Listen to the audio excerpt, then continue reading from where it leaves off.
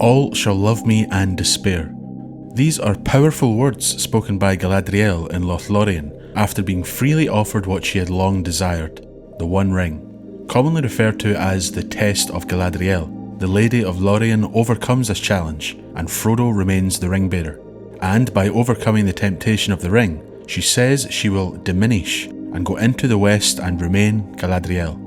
This video is an exploration of my personal interpretation of Galadriel's words, the meaning behind her speech that demonstrates the temptation of the One Ring, how a desire to do good with it simply leads to another Sauron under a different name and title. And I will talk about Galadriel's test, why this was such a monumental moment in her long history in Middle-earth.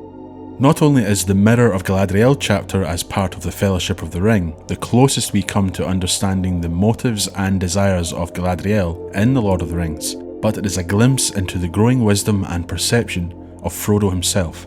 Following his gaze into the mirror, Frodo is told that his quest to reach Mount Doom and attempt to destroy the One Ring is one way or another the end of an era for the elves holding power in Middle-earth. As Galadriel says, "Do you not see now wherefore your coming is to us as this footstep of doom? For if you fail, then we are laid bare to the enemy. Yet if you succeed, then our powers is diminished, and Lothlórien will fade, and the tides of time will sweep it away. We must depart into the west, or dwindle to a rustic folk of dell and cave, slowly to forget, and to be forgotten." Galadriel has placed extra weight on the shoulders of an already weary Frodo. Not only is he tasked with what seems like the impossible, reaching the mountain of fire and casting away the ring that he could not even cast away in the comfort of his own home when discussing the ring with Gandalf, but even if he is miraculously successful, he will bring an end to the realms of power held by Galadriel and Elrond too, the end of any realm of power for elves and Middle-earth as a whole.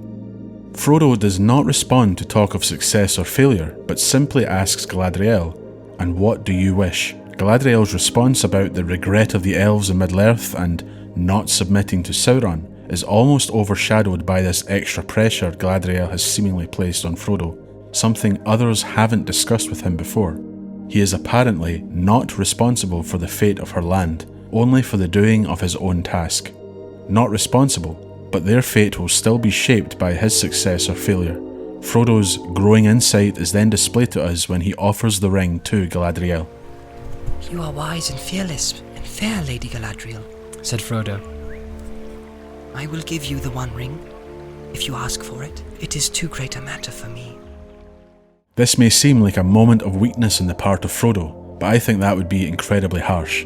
When Gandalf the Grey in the Shadow of the Past chapter outlined the might and terror of Sauron and Mordor to Frodo, the Hobbit was seemingly and understandably overwhelmed, and offered this dangerous ring to a figure he trusted, Gandalf, a friend who Frodo, with his limited perception at the time, still recognised as an authority, a being of power and respect.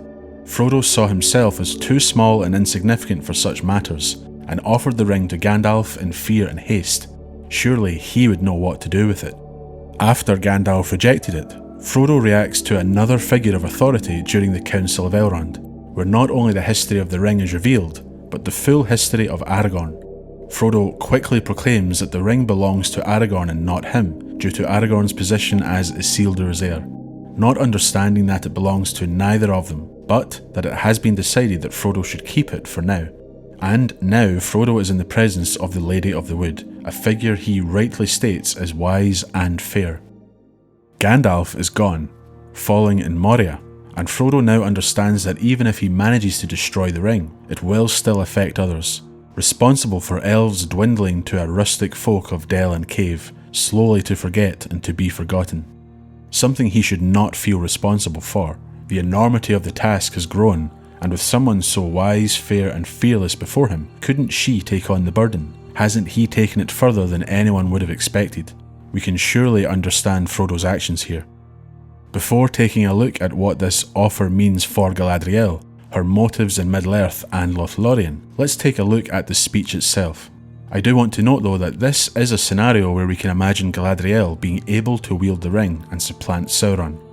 Tolkien saying in letter 246 to Eileen Elgar from 1963, that Galadriel conceived of herself as capable of doing this, with part of the essential deceit of the ring being able to fill minds with imaginations of supreme power. In place of a Dark Lord you will set up a queen, and I shall not be dark, but beautiful and terrible as the morning and the night, fair as the sea and the sun and the snow upon the mountain, dreadful as the storm and the lightning, stronger than the foundations of the earth. All shall love me and despair. And I shall not be dark, but beautiful and terrible as the morning and the night. This can be read as a parallel between the morning and night, though Tolkien could be describing both as beautiful and terrible, linking the natural world in terms of its beauty and dread, with power that is elemental. And with this we see the morning as beautiful and the night as terrible, with images of darkness and the unknown, but couldn't both be considered beautiful and terrible? Unchanging natural forces that cannot be overcome by even the mightiest of those in Middle-earth, inevitable and awe-inspiring.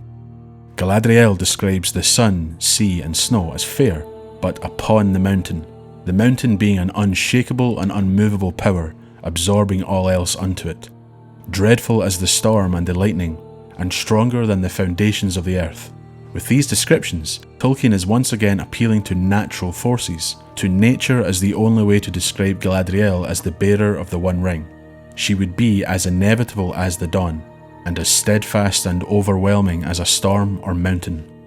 Tolkien brings this idea together with the closing line, "All shall love me and despair," Galadriel as Queen of Middle-earth. It is easy for us to imagine a Dark Lord as something terrible to behold. Slaves and servants submitting out of terror and fear of a daunting presence, overwhelming power and dark majesty. But Galadriel, much like how I describe Gandalf as the Lord of the Rings in my video of the same name, would draw others to her through what seems good and pure. Her supreme beauty, like the beauty of the morning, her will of adamant, wielding a power as terrible as the night, darkness and the fear it holds. That fear lingering being as much of an influence as the unshakable love for this new queen of Middle-earth. I view Galadriel's talk of love coupled with fear, of beauty and power, as somewhat similar to Melkor in the days of his splendour.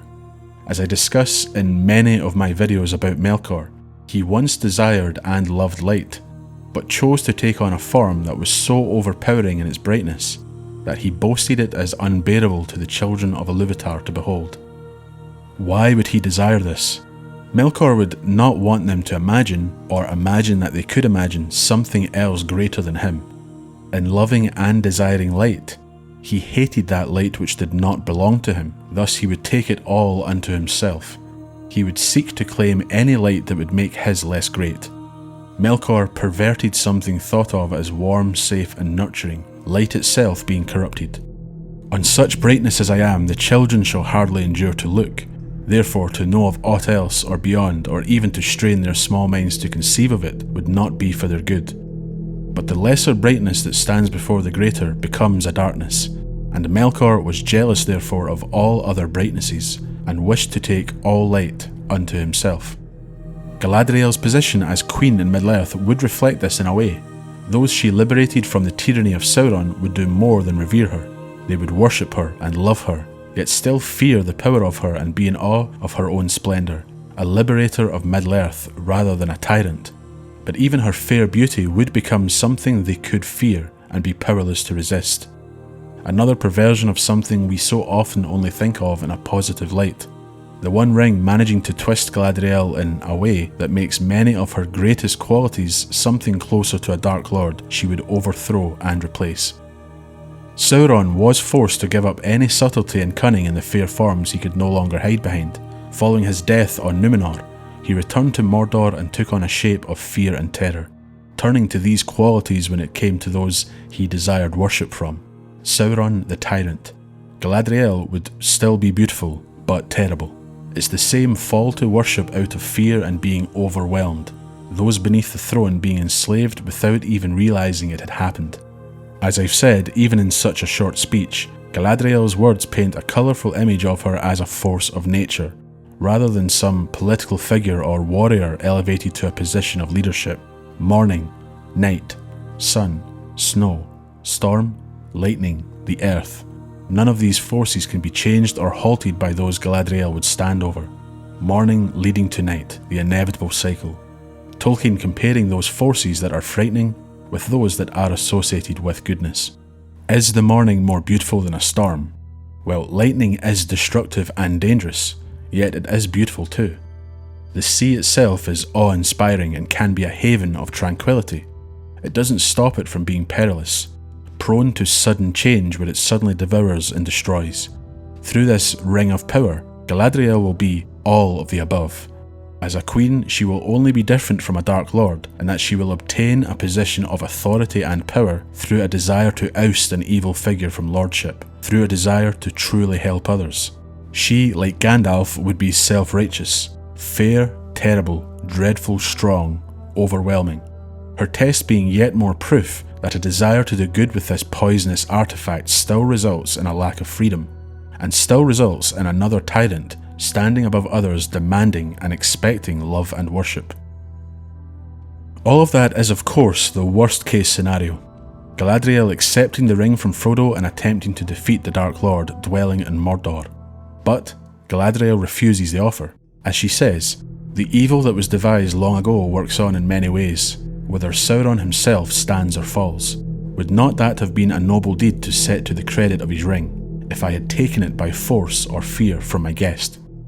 The temptation of being offered the ring freely is a challenge that is far more difficult to overcome for someone desiring to use it from a place of good, without having to contemplate taking the ring or how they will obtain it. But following her speech about a queen replacing a Dark Lord, Galadriel laughs and says that having passed her test, she will diminish and go into the West and remain Galadriel, not this Queen of Middle-earth. To explain this, I think a little background information is needed. In the first age, Noldoran hosts led by Fëanor, the legendary maker of the Silmarils, seized the ships of the Teleri of Alqualondë through violence. This is known as the first kinslaying, the killing of elves by elves. After Fëanor's father, Finwë, was murdered by Morgoth and the Silmarils stolen, Fëanor urged the Noldor to follow him, after Morgoth to the ends of the earth. Fëanor and his sons swearing the oath, and many of the Noldor departing from Valinor in two hosts. They could not be dissuaded even by a messenger from Manwë himself, and their bitter road led them to violence against their friends and kin, the Teleri being unmoved by the words that had incited rebellion in Valinor. But following this act, the doom of Mandos was proclaimed, the doom of the Noldor, the prophecy of the North, a great warning of woe to those who continued in their rebellion against the Valar, and against those who did not repent of the terrible crime of killing innocent elves, which I should note was not an act performed by all who left Valinor at this time. The doom is so important to the unfolding history of the Noldor, Galadriel included, that it should be read in full.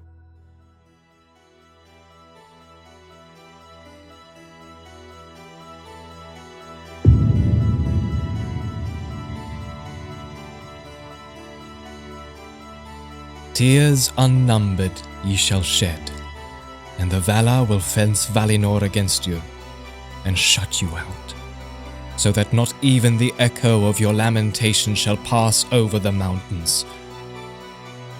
On the house of Fëanor the wrath of the Valar lieth from the west unto the uttermost east, and upon all that will follow them it shall be laid also. Their oath shall drive them, and yet betray them, and ever snatch away the very treasures that they have sworn to pursue. To evil end shall all things turn that they begin well, and by treason of kin unto kin, and the fear of treason, shall this come to pass. The dispossessed shall they be forever. Ye have spilled the blood of your kindred unrighteously, and have stained the land of Aman. For blood ye shall render blood, and beyond Aman ye shall dwell in death's shadow. For though Eru appointed to you to die not in air, and no sickness may assail you, yet slain ye may be, and slain ye shall be, by weapon and by torment and by grief. and your houseless spirits shall come then to Mandos. There long shall ye abide, and yearn for your bodies, and find little pity, though all whom ye have slain should entreat for you. And those that endure in Middle-earth, and come not to Mandos, shall grow weary of the world as with a great burden, and shall wane, and become as shadows of regret before the younger race that cometh after. The Valar have spoken.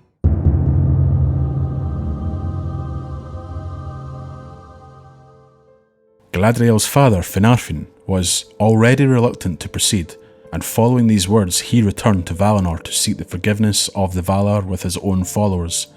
We are told that the Noldor, including some spouses of other kindreds, continued on to Beleriand. Thus, the wars waged and sorrow suffered east of the Great Sea in the lands of Middle-earth was the fulfillment of this doom.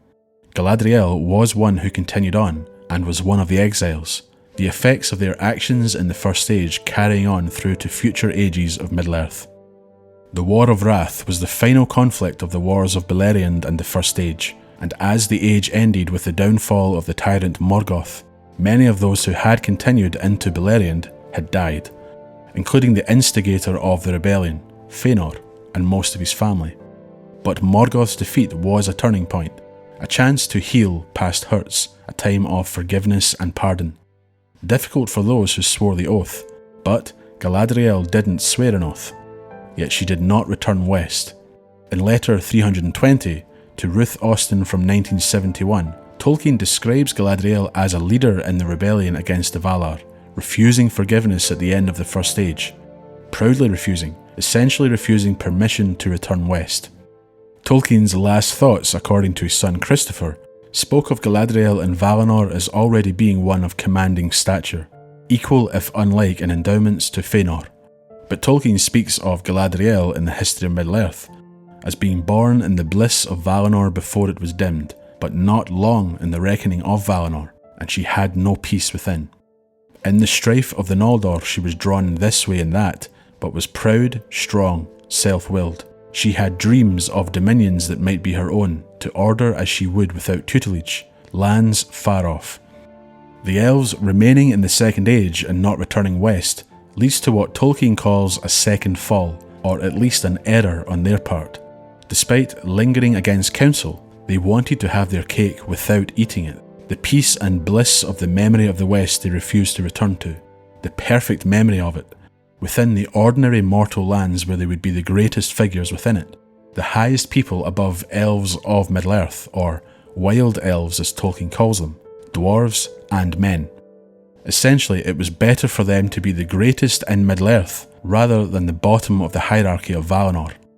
They had grown to love this land that would never match the bliss of Valinor, even through rings of power, essentially deceiving themselves that they could. Galadriel was prideful, and the attempt to stop change or halt decay through rings of power would allow her and other great elves to be artists. Artists eventually overburdened with sadness and nostalgic regret. For Galadriel, following a refusal out of pride to return west, her great wisdom and power were overshadowed by that pride, and she would not realise she could have returned west until she was faced with this test. After seeking a dominion in Middle-earth as a ruler of a realm, which she eventually obtained in Lothlórien, she was now offered the ruling ring. Lothlórien being a haven, an unchanging land where even time seems to stand still, but doesn't. Her small yet great realm would become a wider realm, a realm spanning Middle-earth. She could wield the ring's power to create a greater vision of Valinor in Middle-earth, and not just a small corner of it. Frodo with this one gesture had offered Galadriel everything she'd ever wanted, willingly. By rejecting it, Tolkien tells us that her prayer was granted, but also her personal ban was lifted, in reward for her services against Sauron, and above all, for her rejection of the temptation to take the ring when offered to her. So at the end we see her taking ship. Galadriel accepts that her realm will not grow through the power of this ring, but it will in fact fade. She will diminish in Middle-earth, and as a ruler or authority in her realm, whether this ring is unmade or if Sauron claims it. all she has achieved will be removed. She will be powerless against the Lord of the Rings, retrieving his prize and understanding all she had wrought with her own ring of power, and powerless against her ring Nenya fading if the ruling ring is destroyed. Her time in Middle-earth is over. She is on the side of right, her prayer being granted. Being offered the means to achieve thousands of years of ambition and being able to reject it is her test. The true challenge for a being of immense will and power like Galadriel. A refusal that Sauron himself would deem inconceivable. Turning down the opportunity to fulfill your designs with the least friction and resistance possible. This part of her speech is discussed less than talk of what she would do if she did take the ring. It's one of the greatest and most impressive feats in the entire tale, in my opinion.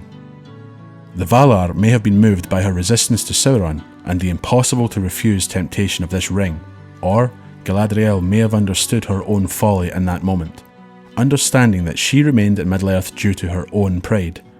In the Shibboleth of Fëanor, Tolkien puts it best when he says that it took another 2 ages following her refusal to return west for Galadriel's wisdom to be full grown. What she desired in her youth was now rejected. In the end, the One Ring is destroyed.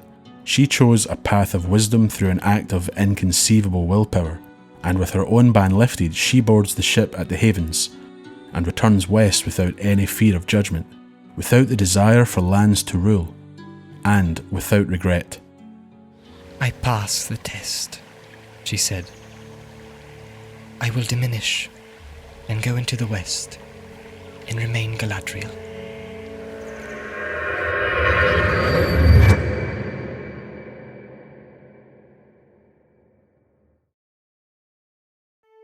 Thank you for watching this video. Those who are familiar with my videos may recognise a chunk of this one from a very early video on the channel. That was a short look at the meaning behind Galadriel's speech, which I covered in a matter of minutes and didn't really expand upon. I wanted to completely remake that video and add much more information about Galadriel's relationship to the ring, with improved production, so I hope you enjoyed it. The old video will still be available to view, but will be removed from playlists and will have all monetization and ads removed by me, though YouTube may still force you to watch an ad or two, which is out of my control. This topic means quite a lot to me, as it is the topic that got me to create a YouTube channel in the first place. Once existing as a blog post I had written, which was stolen by a large Tolkien channel on YouTube along with countless other writings. But if you enjoy my original content without the aid of scriptwriters or claiming others' thoughts as my own, and want to support a growing channel, then you can subscribe. Join as a member on YouTube or a supporter on Patreon. Members and supporters get access to bonus content, including my added thoughts on this topic in the members only video of Galadriel and the One Ring, the appendices. Thanks again, and I want to give a shout out to Valar tier members Aelin, Dovid, Joel, Oliver, Victus and Grant, who recently upgraded to become none other than Toolcast himself. I hope to see you all return for the next chapter. Thanks.